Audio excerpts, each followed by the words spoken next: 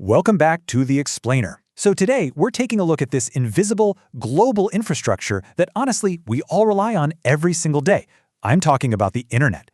It is incredibly easy to just take for granted that, you tap a screen and it instantly summons a high-definition video or a really complex web page. But beneath that simple action, well, there's a massive, highly structured physical network spanning the entire globe. It's a total engineering marvel that connects billions of computers, allowing them to exchange information pretty much instantly. So today, we're going to break down exactly how this incredible ecosystem functions from the ground up. We're bypassing all those oversimplified analogies to look at the real nuts and bolts mechanics of the web. Okay, let's dive into this. I want you to imagine the literal, physical journey of a single web search. You pick up your phone or you sit at your laptop and you type www.google.com into your browser. You hit enter.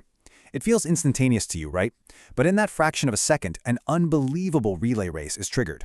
Your request doesn't just, float up into some abstract cloud. It goes on a very real physical journey across a vast network of physical hardware. So let's trace that exact sequence of events step by step to see what is actually happening behind the scenes.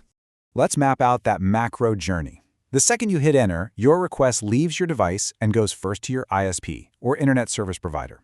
Think of them as your literal front door to the broader internet. From there, your request hits a whole series of routers. Now, instead of just acting as simple traffic cops, these routers are sophisticated nodes, constantly calculating the absolute most efficient, least congested paths through this highly complex maze of cables. They are dynamically assessing network traffic in real time. Finally, that request gets routed to a server. And a server is just a very powerful computer specifically designed to store websites, databases, and services. These servers are typically housed in massive, climate-controlled buildings called data centers, literally just filled with thousands of these machines humming away around the clock. But there is a crucial technical hurdle here. Humans are great with words, which is exactly why we type in something like google.com. But machines, well, they only process numbers. And this is where the DNS, or domain name system, steps in. Rather than just a simple phone book, the DNS is a massive, decentralized global directory. When you type in that human-friendly name, the DNS instantly queries this distributed system to translate your request into the exact numerical IP address that the network's hardware actually requires to route your data. Without this seamless translation layer, navigating the web would literally require us to memorize long strings of complex numbers for every single site we want to visit. No thank you. And this brilliantly illustrates our next core concept, the IP address. That numerical translation the DNS just provided is completely unique to the destination server, and actually, your device has a unique one too. Rather than just thinking of it as a home mailing address, think of it more like a strict routing coordinate within a global digital topography. It ensures that when the destination server prepares to send the Google homepage back to you, it knows exactly where to direct that data. Your IP address allows the returning data to successfully navigate back through the labyrinth of the global internet, hitting the right routers and arriving precisely at your specific screen. Now here's where the routing gets really dynamic. The server doesn't send the website back to you as one massive, heavy file.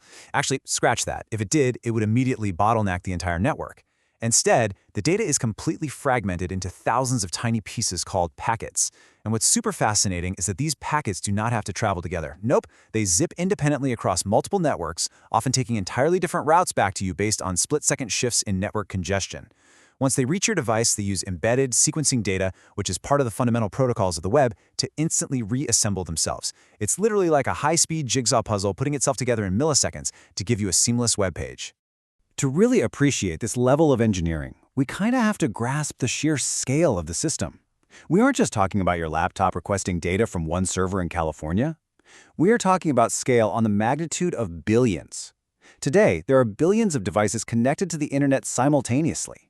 Every single one of them is firing off thousands of these tiny data packets every second, navigating this endlessly complex web of routers and servers all around the globe. It is a constantly shifting, massive ecosystem of communication that handles unthinkable volumes of data flawlessly. So the absolutely crucial point here is how on earth does it all move so incredibly fast without collapsing under its own weight? Well, the secret to the internet's blazing speed is fiber optics. While we might historically picture thick copper wires carrying electrical signals, the vast majority of the internet's heavy traffic actually travels through impossibly thin glass fibers. And the data isn't moving as electricity, it is moving as literal, rapid pulses of light. That is exactly why communication on the internet feels instantaneous to us, because at its core, the physical backbone of this global network is operating at the speed of light. But what about the last mile of this journey? The final segment where the data actually reaches your personal device. This usually happens in one of two distinct ways. If you're on Wi-Fi, your device is talking wirelessly to a local router in your house or a coffee shop, and that local router is physically plugged into the broader internet infrastructure.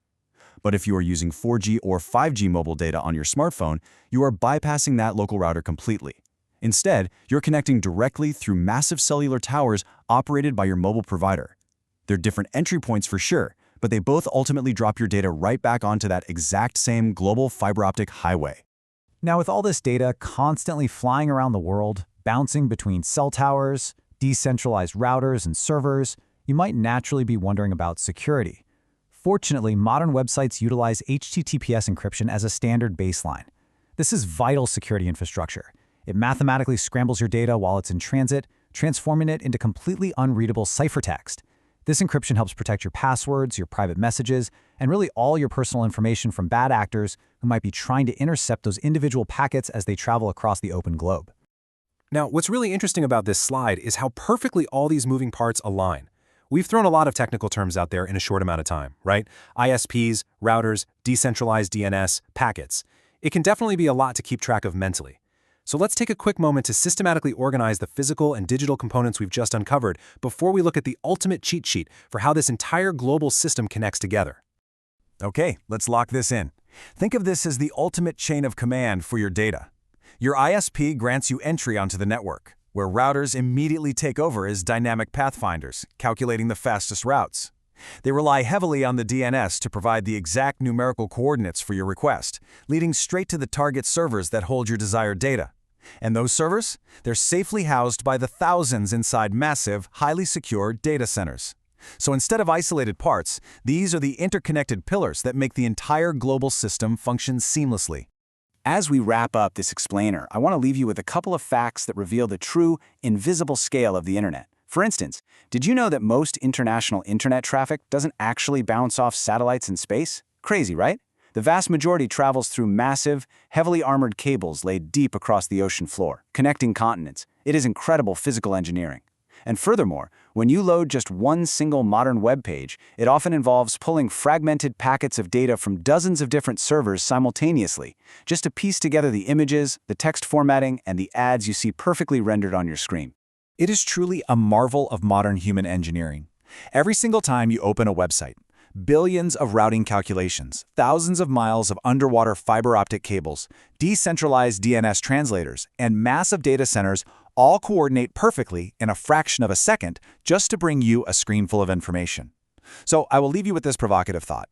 If all of this hyper-complex physical infrastructure is required to happen in a literal millisecond today, what on earth will the infrastructure of our future look like?